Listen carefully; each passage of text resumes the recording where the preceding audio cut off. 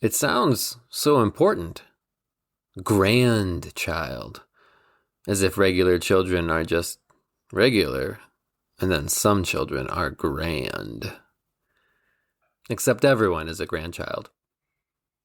It is possible to never become a grandparent. It is even possible to never meet your grandparents. But you have some. At least 4. Maybe more if you count step-grands. Anyway, everyone is a grandchild, which, I guess, ruins some of the importance of the moniker. But grandchildren are important, especially to grandparents. There's a reason that so many children, married and unmarried, commiserate over the pestering of their parents that they produce grandchildren. There's a reason for the old cliche about how much kinder parents would be if they could somehow be grandparents first.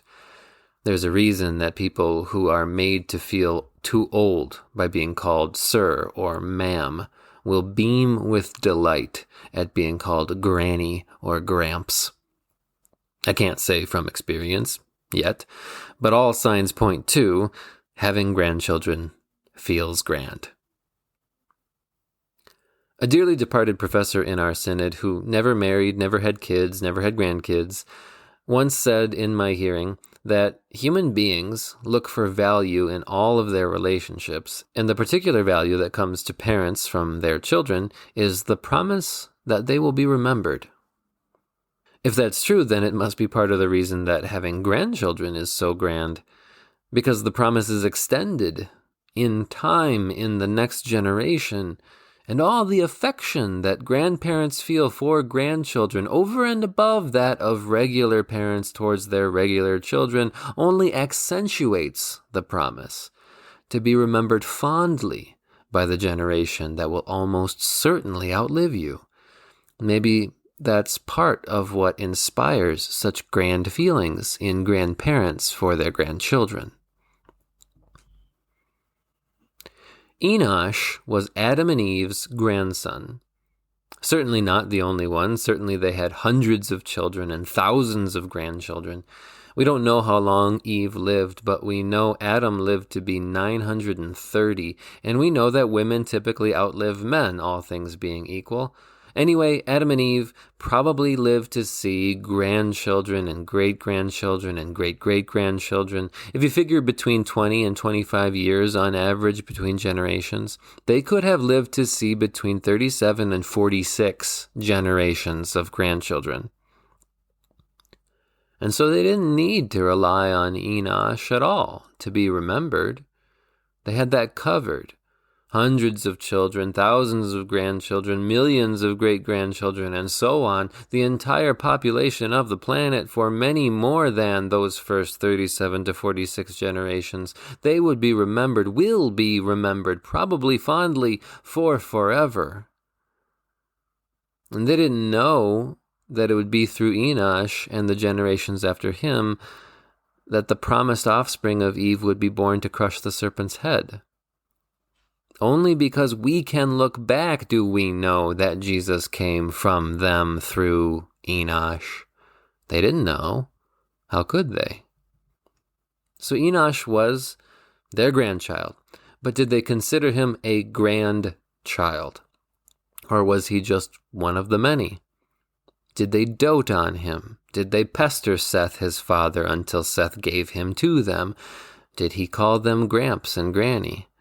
Could they have had time to get to know him at all? Of course, I don't know, but I'm good at assuming.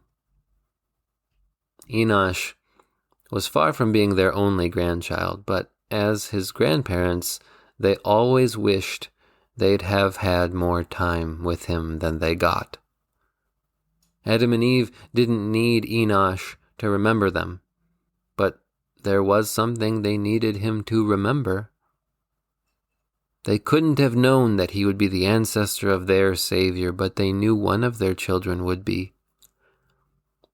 It's safe to assume they loved him, and it's safe to assume that love moved them to do the most loving thing a grandparent can do for a grandchild.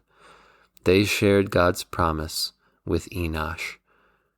And there is nothing more important. There is nothing more crucial to remember. There is no grander expression of love than to love someone enough to tell them about Jesus.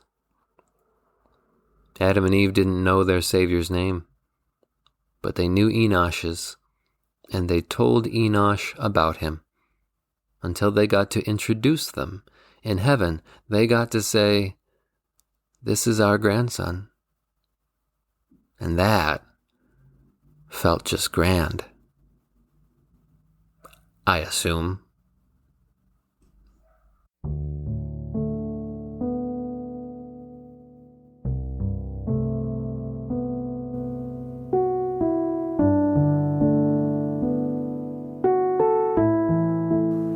You and I are dust and breath, loved by God, bought by Jesus.